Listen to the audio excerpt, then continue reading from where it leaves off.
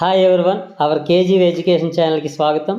గత 9 నెలలుగా 16,347 పోస్టులతో mega DSC వేస్తామని కూటమి ప్రభుత్వం ప్రకటించినప్పటి నుండి ఎస్సీ వర్గీకరణ, ఎమ్మెల్సీ ఎలక్షన్ ఇలా అనేక ఆటంకాలు, వివాదాలతో మెగా డిఎస్సి అనేది అనేక మలుపులు తిరుగుతుంది. ఇప్పుడు కొత్తగా డిఎస్సి అభ్యర్థుల మధ్య ఒక వివాదం ఏర్పడింది. అదేంటంటే టెట్ కావాలంటూ లక్షలాది మంది ఒక పక్క ఈమెయిల్స్ చేస్తూ, ధర్నాలు చేస్తూ పోరాడుతుంటే, టెట్ వద్దంటూ వెంటనే డిఎస్సి కావాలంటూ మరికొందరు రోడ్డు మీదకి వచ్చారు. అయితే ఒకరు వద్దంటే టెట్ ఆగిపోతుందా? అభ్యర్థులు రోడ్డు మీదకి వచ్చి అడిగితేనే టెట్ వేస్తారా? టెట్ కంటూ ఒక విధానం అంటూ ఏమీ లేదా? 2011 నుంచి నేటికి 27 టెట్లకు పైగా పెట్టాల్సి ఉన్న 8 టెట్లే పెట్టారు. ఎందుకని? ఇందులో తప్పు ఎవరిది? ప్రభుత్వానిదా లేదా అభ్యర్థులదా? ఎన్సిటిఈ ఏం చెబుతుంది? ఎన్సిటిఈ ప్రకారం టెట్ యొక్క నిబంధనలు ఏంటి? ఇలాంటి విషయాలన్నీ కూడా ఈ వీడియోలో చర్చించుకునే ముందు మన ఛానల్ ఇంతవరకు ఎవరైనా సబ్స్క్రైబ్ చేసుకోకపోతే సబ్స్క్రైబ్ చేయండి. అలాగే మన ఛానల్ అందరి చేత సబ్స్క్రైబ్ చేయించండి. అలాగే ఈ వీడియో మొత్తం చివరి వరకు చూడండి. అలాగే డిఎస్సి అభ్యర్థులందరూ కూడా, ప్రతి ఒక్కరు కూడా ఈ వీడియోని కంప్లీట్గా చూడండి. ఇందులో మరొక విషయం ఏంటంటే, మీరు ఒక టెట్ క్వాలిఫైడ్ అయిన అభ్యర్థిగానో లేదా టెట్ క్వాలిఫై కాని అభ్యర్థిగానో కాకుండా ఒక కామన్ మ్యాన్లా చూసి, మనకు అందుబాటులో ఉన్నటువంటి నెట్లో చూసి కొన్ని విషయాలు సేకరించి ఈ విషయాలన్నీ కూడా నేను కామన్ మ్యాన్లా మీకు ఈ విషయాన్ని, ఒక నిజాన్ని మీకు తెలియజేయాలనే ఉద్దేశంతో ఈ వీడియో చేస్తున్నాను. అంతకుమించి ఎవరిని తగ్గించడానికి కానీ, ఎవరిని పెంచడానికి కానీ, ఎవరిని కించపరచాలనే ఉద్దేశంతో చేస్తున్న ఈ వీడియో కాదు. ఒక నిజమైన విషయాన్ని నాకు తెలిసిన విధానంలో నా శక్తి మేర కలెక్ట్ చేసి మీకు అందిస్తున్న వీడియో. అందువలన అందరూ కూడా ఈ వీడియోని పరిపూర్ణంగా కంప్లీట్గా చూడండి. చివరి వరకు చూసి మీ అభిప్రాయాన్ని సవివరంగా, సవినయంగా కామెంట్ రూపంలో ఈ వీడియో కింద తెలియజేయగలరని, అలాగే మీకు టెట్ కావాలో వద్దనే విషయాన్ని తెలియజేయగలరని తెలియజేసుకుంటూ, అది ముందుగా ఒక చిన్న ఉదాహరణతో మనం ఈ వీడియోని విశ్లేషిద్దాం. 2018లో డిఎస్సి ఎగ్జామ్స్ పూర్తయిన తర్వాత 2019లో ఒక 10 మంది బీఈడి కానీ, డైట్ కానీ, టీచర్ ట్రైనింగ్ పూర్తి చేసినటువంటి అభ్యర్థులు రిలీవ్ అయ్యారు అనుకుందాం. వాళ్ళు నేటికి అంటే 2025 జనవరి నాటికి 13 టెట్లు దాదాపుగా రాయాలి. కానీ అందులో 3 టెట్లు మాత్రమే ప్రభుత్వం నిర్వహించడం వలన 3 సార్లు మాత్రమే టెట్ రాసే అవకాశాన్ని వచ్చింది. అయితే ఈ 3 టెట్లు కూడా రాసినా కూడా అందులో ఒకరికి 140+ మార్క్స్, 130+ మార్క్స్తో మరొకరు, అలాగే 100కి దగ్గర అటు ఒకరు ఇటు ఒకరు చెప్పున ఒక ఇద్దరు, అలాగే 75 మార్క్స్తో క్వాలిఫైడ్ అయిన ఒక అభ్యర్థి, ఇలా 5గురు టెట్ క్వాలిఫైడ్ అయ్యారు. మరో 5గురు టెట్ క్వాలిఫై కాలేదు. ఇప్పుడు ఈ 10 మందిలో ఒక్కొక్కరి అభిప్రాయం ఎలా ఉంటుందంటే, ఈ 130+ కానీ 140+ కానీ ఉన్నటువంటి అభ్యర్థులకి గత 7 సంవత్సరాలుగా డిఎస్సి లేదు. ఎప్పుడు డిఎస్సి వేస్తే వెంటనే మనం అందులో ఒక జాబ్ సంపాదించి మన జీవితాన్ని బాగు చేసుకుందాం అనేటటువంటి ఆశతో, ఆరాటంతో వాళ్ళ ప్రయత్నాలు వాళ్ళు చేస్తుంటారు. వాళ్ళకి వెంటనే డిఎస్సి కావాలనేటటువంటి ఉద్దేశంతో వాళ్ళు ఉంటారు. అయితే ఎవరైతే కొంచెం మార్కులతో క్వాలిఫైడ్ అయ్యారు, వాళ్ళకి మరో టెట్ పెడితే బాగున్ను అనే ఆశ ఒక పక్క ఉంటుంది. అదే సమయంలో ఒకవేళ డైరెక్ట్ డిఎస్ పెట్టిన క్వాలిఫైడ్ అయ్యే ఉన్నాం అనేటువంటి ఒక ఆశతో వాళ్ళు అటు ఇటుగా ఉంటుంటారు. ఇక్కడ వచ్చిన సమస్యలు ఏంటంటే, ఎవరైతే క్వాలిఫైడ్ కాలేదో ఒక 5గురు, ఈ 10 మందిలో 2019లో రిలీవ్ అయిన 10 మందిలో క్వాలిఫైడ్ కానిటువంటి ఒక 5గురు ఉన్నారు. ఈ 5గురు టెట్ వేస్తే తప్ప మనకి డిఎస్సి అనేటటువంటి మరి లక్ష్యాన్ని చేరుకునే అవకాశం లేదు. గత 7 సంవత్సరాలుగా డిఎస్సి లేదు. ఇప్పుడు మళ్ళీ వేస్తే మళ్ళీ ఎప్పుడు వేస్తారో కూడా తెలియదు. అలాంటప్పుడు ఈ డిఎస్సికి మనం అందకపోతే మరో 5-6 సంవత్సరాల పాటు మనకు డిఎస్సి లేకపోతే మన జీవితంలో అసలు డిఎస్సి రాసే అవకాశమే ఉండదేమో అనేటటువంటి ఒక ప్రాణ సంకటమైన స్థితిలో ఈ డిఎస్సికి ఆశపడుతూ టెట్ క్వాలిఫై కానటువంటి అభ్యర్థులందరూ కూడా చాలా బాధపడుతుంటారు. వీళ్ళ దృష్టిలో వాళ్ళకి వెంటనే ఒక టెట్ వేస్తే బాగుండనేటటువంటి ఆశతో వాళ్ళు ప్రభుత్వాన్ని ఈమెయిల్స్ ద్వారా కానీ, పోరాటాల ద్వారా కానీ తెలియజేస్తుంటారు. ఇప్పుడు ఇక్కడ ఆలోచిద్దాం. టెట్ వద్దు, మాకు డిఎస్ఏ కావాలంటూ అడుగుతున్నటువంటి అభ్యర్థుల కోరిక సమంజసమేనా? సమంజసమే. ప్రతి ఒక్కరి హక్కు. టెట్ క్వాలిఫైడ్ అయ్యాం, మనకి డిఎస్సి 7 సంవత్సరాలుగా డిఎస్సి లేదు, ఇప్పటికే ఎదురు చూస్తున్నాం కనుక డిఎస్సి వేస్తే మన అదృష్టాన్ని పరీక్షించుకోవచ్చని వాళ్ళు ఆశించడం ఎటువంటి తప్పు లేదు. అది వ్యక్తిగతంగా వాళ్ళ హక్కు. అదే సమయంలో మరి టెట్ క్వాలిఫైడ్ కానటువంటి అభ్యర్థులు మాకు మరో టెట్ వేశాకే డిఎస్సిని వేయండి అని అడగడంలో నిజంగా న్యాయబద్ధమైన కోరిక కాదు. ఒకసారి చూద్దాం. వాళ్ళ మానవత దృక్పథంతో ఆలోచిస్తే న్యాయబద్ధమే, అదే సమయంలో హక్కుల పరంగా కూడా న్యాయబద్ధం. ఎందుకంటే 2019 నుంచి వాళ్ళు ఇప్పటికీ 13 టెట్లు రాయాలి. 13 టెట్లు రాయాల్సి వచ్చినప్పుడు అందులో 3 టెట్లలో క్వాలిఫైడ్ కాని వాళ్ళు 5 టెట్లు క్వాలిఫైడ్ అయ్యేవాళ్ళేమో, 6వ టెట్కైనా అయ్యేవాళ్ళేమో. మొత్తాన్ని 13 టెట్లలో క్వాలిఫైడ్ అయ్యే అవకాశాలు ఎక్కువే ఉండుంటాయి. కానీ 13 టెట్లు వేయకపోవడం వల్ల, కేవలం 7 సంవత్సరాలు 3 టెట్లే నిర్వహించడం వల్ల వాళ్ళు క్వాలిఫై కాలేకపోయారు. అలాంటి వాళ్ళు ఇప్పుడు మెగా డిఎస్ ఎప్పుడెప్పటి నుంచో ఎదురు చూస్తున్న మెగా డిఎస్సి వచ్చే ముందు మాకు ఒక టెట్ వేయండి అని అడగడంలో ఎటువంటి తప్పు లేదని నా అభిప్రాయం. ఖచ్చితంగా వాళ్ళు అడిగిన దాంట్లో నిజాయితీగా వాళ్ళకైతే హక్కు ఉందని అనిపిస్తుంది. ఇప్పుడు ఎవరైతే మెరిట్లో ఉంటూ టెట్ స్కోర్ 140, 130 ప్లస్లో ఉంటూ డిఎస్సి సిద్ధంగా ఉన్న అభ్యర్థులు ఎవరైతే ఉన్నారో వాళ్ళకి డిఎస్సి ఒక 3 నెలలు వెనక్కి పెట్టడం వల్ల వాళ్ళకి మరి 3 నెలల ఆలస్యం మాత్రమే తప్ప వాళ్ళ జీవిత గమ్యానికి కానీ వాళ్ళ లక్ష్యానికి కానీ ఎటువంటి ఆటంకం ఉండే అవకాశాలు లేవు. కానీ టెట్ ఎవరైతే క్వాలిఫైడ్ కాలేదో వాళ్ళు గత 7 సంవత్సరాలుగా 3 టెట్లే రాసి క్వాలిఫైడ్ కానప్పుడు వాళ్ళు ఇప్పుడు కూడా ఈ డిఎస్సికి కూడా మరో టెట్ లేకుండా క్వాలిఫై కాకుండా ఉండిపోతే తర్వాత డిఎస్సి వచ్చే టైంకి వాళ్ళ ఏజ్ అనేది ఎంత వస్తుందో, అసలు వాళ్ళు పోటీలో ఉంటారో లేదో తెలియదు.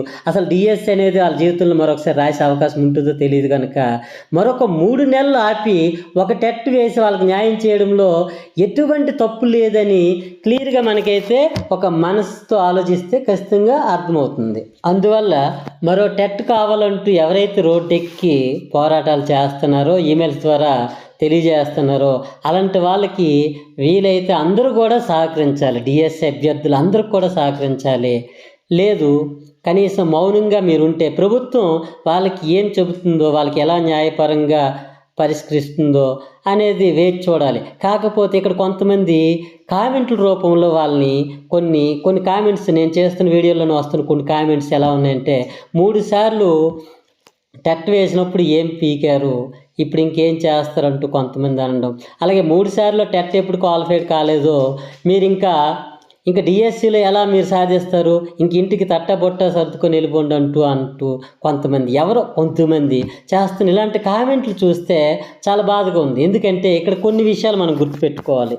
ఒక్కొక్కరు ఒక్కో టైపులో స్లో లెర్నర్స్ ఉంటారు, గిఫ్టెడ్ స్టూడెంట్స్ ఉంటారు. మనకు అందరికీ తెలుసు.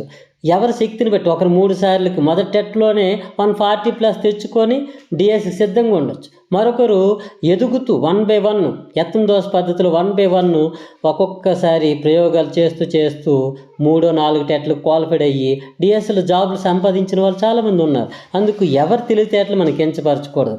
ఎవరైతే ఇంతవరకు 3 సార్లు టెట్ రాసిన క్వాలిఫైడ్ కాని వాళ్ళు ఇంకా డిఎస్సిలో మీరేం సాధిస్తారు, మీకెందుకు డిఎస్సి అని అంటారో అలాంటి కొద్ది మందికి నేను చెప్తున్నది ఏంటంటే, మీరు మెరిట్లో 140, 130+ మీరు సాధించినటువంటి ఆ స్కోర్ గొప్పది. మీరు నిజంగానే డిఎస్సిలో కూడా సక్సెస్ సాధించాలని కోరుకుంటాను. అలాగే అదే సమయంలో డిఎస్సిలో సక్సెస్ అయ్యి మీరు స్కూల్కి వెళ్ళేటప్పుడు ఒక్క విషయం మాత్రం గుర్తుపెట్టుకోండి. మీరు ప్రభుత్వ బడికే వస్తారు, ప్రభుత్వ టీచర్గా వస్తాం కనుక ప్రభుత్వ బడులకు వెళ్ళేటప్పుడు అక్కడ మాత్రం మీ ముందు పిల్లలు ఉంటారు కదా, వాళ్ళలో ఎవరికో ఒక ఎక్క 3 సార్లు చెప్పు, ఒక పాఠం 4 సార్లు చెప్పు, అర్థం కాకపోతే వెంటనే నీకెందుకురా చదువు, నువ్వు ఇంటికి పోరా అని మాత్రం అనొద్దు దయచేసి. ఎందుకంటే మీరు ఇక్కడ మీ పక్కన ఉన్నోడిని ఒక 3 సార్లు టెట్ క్వాలిఫైడ్ కానీ నువ్వు డిఎస్సిలో ఏం చేస్తావని విమర్శించి నువ్వు అక్కడికి వెళ్ళి ఉద్యోగం చేస్తూ జీతం తీసుకున్న తర్వాత నీ ముందు వచ్చిన పిల్లలందరూ అందరూ గిఫ్టెడ్ ఏమి వచ్చారు. అందులో చాలామంది స్లో లెర్నర్స్ ఉంటారు. ఒకసారి చెప్తే అర్థమైన వాళ్ళు ఉంటారు, 10 సార్లు చెప్తే అర్థమైన వాళ్ళు ఉంటారు. వాళ్ళలో ఒకసారి నువ్వు చెప్పగానే అర్థమైతే ఓకే, లేదంటే నువ్వు 1 తరగతి పనికిరావు, 5 తరగతి పనికిరావు అంటూ వాళ్ళు బ్యాగ్ తీసుకుని ఇంటికి పో అని మాత్రం అనొద్దు దయచేసి. ఈ ఒక్క విషయాన్ని ఎవరైతే ఈ విధంగా అవివేకంతో మాట్లాడుతున్నారు అలాంటి వాళ్ళు గుర్తించుకోవాలని అందరిని ఉద్దేశించి చెప్తున్న మాటలు కాదు ఇది. ఈ విధంగా కామెంట్లు చేసే వాళ్ళకి మాత్రం చెప్తున్నాను. అయితే ఇక్కడికి ఈ విషయం ఇలా ఉదాహరణతో మనం చెప్పాం. ఓకే, వీడియో మొదట్లో చెప్పిన మెయిన్ హెడ్డింగ్స్ ఒకసారి చూస్తే, ఒకరు వద్దంటే టెట్ ఆగిపోతుందా? నిజమే కదా. ఒకరెవరో ధర్నా చేస్తే టెట్ ఆగుతుందా? టెట్ వద్దని అడగడానికి ఎవరికి హక్కు లేదు. ఎందుకంటే టెట్కంటూ ఒక నిబంధన ఉంది. ఎన్సిటి ఏం చెప్తుంది, సంవత్సరానికి ఫిబ్రవరి జూన్లో నోటిఫికేషన్ 2 సార్లు ఇవ్వాలని ఎన్సిటీ చెప్తుంది.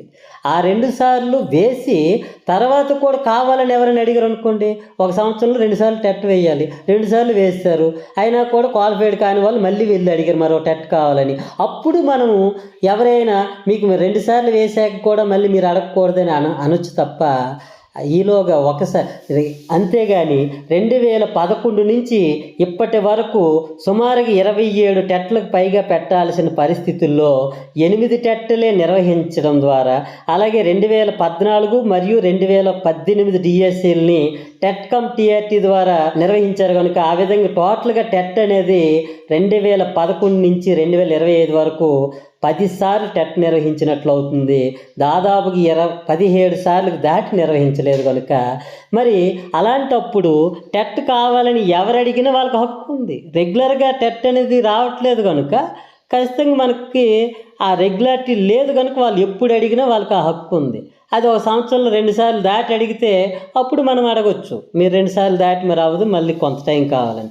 ఈ విధంగా ఒకరు వద్దని ధర్నా చేసినంత మాత్రం టెట్ ఆగదు. ఇదిలో అది క్లియర్గా ఎన్సిటీ నేను చెప్తుంది కాదు, ఎన్సిటీ నిబంధనలు చెప్తున్నాయి. అదే సమయంలో టెట్ని కావాలంటూ అభ్యర్థులు అడిగితేనే టెట్ వేస్తారా, ధర్నాలు చేస్తేనే వేస్తారా, నిజంగా అలా చేసినప్పుడే వెయ్యాలని ఎన్సిటీలో కానీ నిబంధనలు కానీ ఉందా?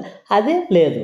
క్లియర్గా ఇప్పుడు డైట్ ఎంట్రన్స్ ఉంది టీచర్ ట్రైనింగ్ కోసం, లేదా బీఈడి ఎంట్రన్స్ ఉంది టీచర్ ట్రైనింగ్ కోసం.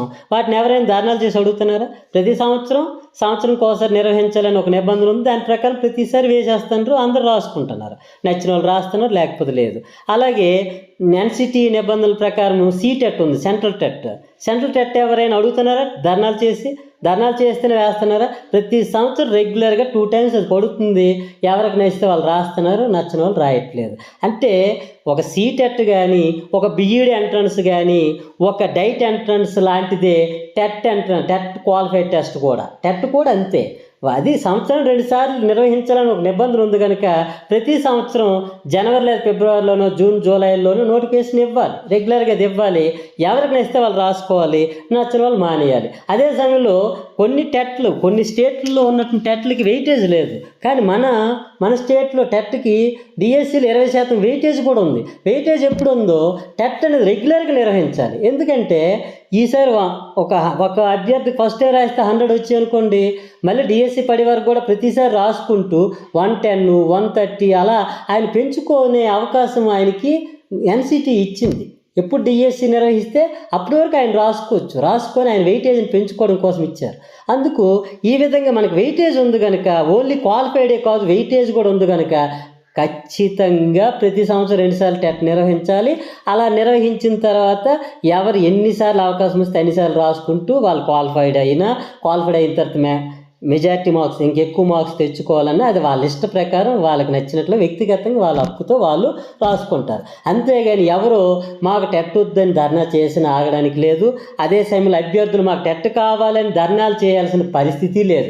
అయితే ఇలాంటి పరిస్థితి, ఇంత హక్కులుండి కూడా, నిబంధనలు ఉండి కూడా, ఎన్సిటీ రూల్స్ ఇచ్చినప్పుడు కూడా ఎందుకు మనకి 2011 నుంచి ఇప్పటి వరకు కూడా టెట్లు అనేవి రెగ్యులర్గా ఎందుకు పెట్టట్లేదు? ఏ గవర్నమెంట్ ఎందుకు పెట్టట్లేదు అంటే, ఇక్కడ నాకు తెలిసినటువంటి ప్రాబ్లం ఏంటంటే అభ్యర్థుల వైపు నుంచి ఉన్న ఒక మిస్అండర్స్టాండింగ్ ప్రాబ్లమే దీనికి కారణం నేను అనుకుంటాను. అదేంటంటే టెట్ వేస్తామని గవర్నమెంట్ ముందుకు వస్తే చాలు, వెంటనే అభ్యర్థులు డిఎస్సి ఎప్పుడు అని అడుగుతారు.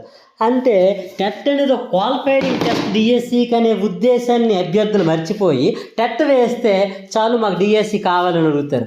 ఒకవేళ డిఎస్సి లేకుండా టెట్ వేస్తే వెంటనే మన వాళ్ళు నెక్స్ట్ స్టెప్ ఏంటంటే డిఎస్సి లేని టెట్టులు ఎందుకు అని అడుగుతారు. దేనికోసం? డబ్బులు కలెక్షన్ కోసం అంటారు కొందరు, మరికొందరు ప్రభుత్వం దీన్ని జీతాల రూపంలో ఇంకో దానికి ఇచ్చుకోవడం కోసం ఈ టెట్లు పెడుతుందని కూడా కొంచెం పెద్ద విమర్శలు చేస్తుంటారు అవివేకంతో. కానీ ఇందువల్లే ప్రభుత్వం ఒకవేళ అలసత్వం వహిస్తుందేమో అని నా అభిప్రాయం. ప్రభుత్వం వేయకపోవడానికి కారణాలు నాకు తెలియదు, కానీ ఇది ఒక కారణం అయ్యి ఉండొచ్చు, మెజారిటీ ప్రాబ్లం. ఎందుకంటే టెట్ అన్నామంటే డిఎస్సి అంటారు. డిఎస్సి అనేది ఎప్పుడు వేస్తాం? డిఎస్సి జనరల్గా స్కూల్లో మనకి రాష్ట్రంలో ఉన్న ప్రభుత్వ పాఠశాలలు అన్నింటిలో ఉన్న ఖాళీ లిస్టుని బట్టి, అలాగే ఆర్థిక వనరులను బట్టి, అవసరాన్ని బట్టి అన్నింటినీ ఆలోచించి వచ్చేది డిఎస్సి. టెట్ అనేది అలా కాదు, ఎవ్రీ 2 times వస్తుంది. టెట్ క్వాలిఫై అవ్వని వాళ్ళు రాసుకోవచ్చు, అయిన వాళ్ళు ఎక్కువ మార్కులు పెంచుకోవడం కోసం రాసుకోవచ్చు. కనుక టెట్కి డిఎస్సికి లింక్ లేదు. కానీ మన అభ్యర్థుల్లో ఉన్న పొరపాటు ఏంటంటే టెట్ అంటే చాలు డిఎస్సి ఎక్కడ అని అడుగుతాం. కనుక ప్రభుత్వం కూడా డిఎస్సి ఎప్పుడుంటే అప్పుడే టెట్ తెస్తుందని ఇది నా అభిప్రాయం. ఏది ఏమైనప్పటికీ టెట్ రెగ్యులర్గా పెట్టకపోవడం వల్ల టెట్ క్వాలిఫై కాని వాళ్ళ సంఖ్య అయితే దాదాపుగా ఎక్కువగా పెరిగింది. దీనికి కారణం ఎవరిదైనా, తప్పు ఎవరిదైనా దాని నష్టమైతే టెట్ క్వాలిఫై కాని అభ్యర్థులైతే ఆ నష్టాన్ని చూస్తున్నారు. కనుక ప్రభుత్వం తప్పనిసరిగా ఈ టెట్ క్వాలిఫై కాని అభ్యర్థుల్ని మానవతా దృక్పథంతో ఎవరో చేసిన పొరపాటుకి వాళ్ళకి శిక్ష పడకుండా వాళ్ళకి ఖచ్చితంగా మరొక టెట్ వేసే అవకాశాన్ని కల్పించాలని, లేదంటే కనీసం టెట్ కమ్ టీఆర్టీ ఇచ్చి ఎగ్జామ్కి కొంచెం ఎక్కువ సమయాన్ని కేటాయించి అవకాశాన్ని ఆ విధంగానే అందరికీ అవకాశం కల్పించి ఈ టెట్ క్వాలిఫై కాని అభ్యర్థులందరికీ కూడా న్యాయం చేయాలని మెజార్టీ అభ్యర్థుల యొక్క అభిప్రాయాన్ని నేను ఈ వీడియో ద్వారా తెలియజేస్తున్నాను. ఇందులో ఈ వీడియోలో నేను సేకరించిన సమాచారం అంతా కూడా ఎన్సిటి నిబంధనలు మరియు నెట్లో చూసిన సమాచారంతో నేను చూసి అన్ని విషయాలు గమనించి చెప్పిన వీడియో. అంతకు మించి ఎవరిని కూడా, ఎవరైతే టెట్ క్వాలిఫైడ్ అయ్యి మంచి మార్కులతో డిఎస్సికి సిద్ధంగా ఉన్నారో వాళ్ళు ఎవరిని కించపరచడం కాదు. నిజంగా మీ వెంట కూడా చాలా సమస్యలు ఉంటాయి. ఇంటిని, తల్లిదండ్రుల్ని, కుటుంబాలను వదిలి కొన్ని సంవత్సరాలు చదువుతుంటారు. కనుక మీకు న్యాయం చేసుకోవాలి, మీ జీవితాన్ని మీరు న్యాయం చేసుకోవాలనుకోవడం ఎటువంటి తప్పు లేదు. అదే సమయంలో టెట్ క్వాలిఫై కాని అభ్యర్థులు కూడా వాళ్ళకి తెలియకుండానే వాళ్ళకి నష్టం జరిగింది కనుక వాళ్ళకి కూడా న్యాయం జరగాలి. అందరికీ న్యాయం జరిగే విధంగా ప్రభుత్వం అనేది మంచి నిర్ణయం తీసుకొని సమస్యను పరిష్కరించాలని మెజారిటీ అభ్యర్థుల యొక్క అభిప్రాయాన్ని తెలియజేయడం ద్వారా ఈ వీడియో చేశాము. ఇందులో ఎవరిని కించపరచాలని, ఎవరిని తగ్గించాలని మాత్రం కాదని మరొకసారి తెలియజేస్తూ, అలాగే ఈ వీడియో మొత్తం చూసి మీ అభిప్రాయాన్ని మానవతా దృక్పథంతో, అలాగే ఒక చట్టము, నిబంధనలు దానికి అనుగుణంగా మీ యొక్క అభిప్రాయం అనేది ఒక కామెంట్ రూపంలో తెలియజేయండి. అలాగే టెట్ కావాలా, టెట్ కమ్ టీఆర్టీ కావాలా అనేది మీ అభిప్రాయాన్ని వివరంగా సవినయంగా తెలియజేస్తారని, ఈ వీడియో ఎవరికి నచ్చినా లైక్ చేయండి, అందరికీ షేర్ చేయండి. మరొకసారి తెలియజేస్తున్నాను, ఈ వీడియోని ఎవరిని కించపరచడానికి కానీ, ఎవరిని పెంచడానికి కానీ, ఎవరిని తగ్గించడానికి కాదు, ఒక కామన్ మ్యాన్గా చట్టము, నిబంధనల ప్రకారము మనస్ఫూర్తిగా ఆలోచించి చేసిన వీడియో. దీన్ని అర్థం చేసుకుంటారని కోరుకుంటూ, ఓకే, థ్యాంక్ యూ.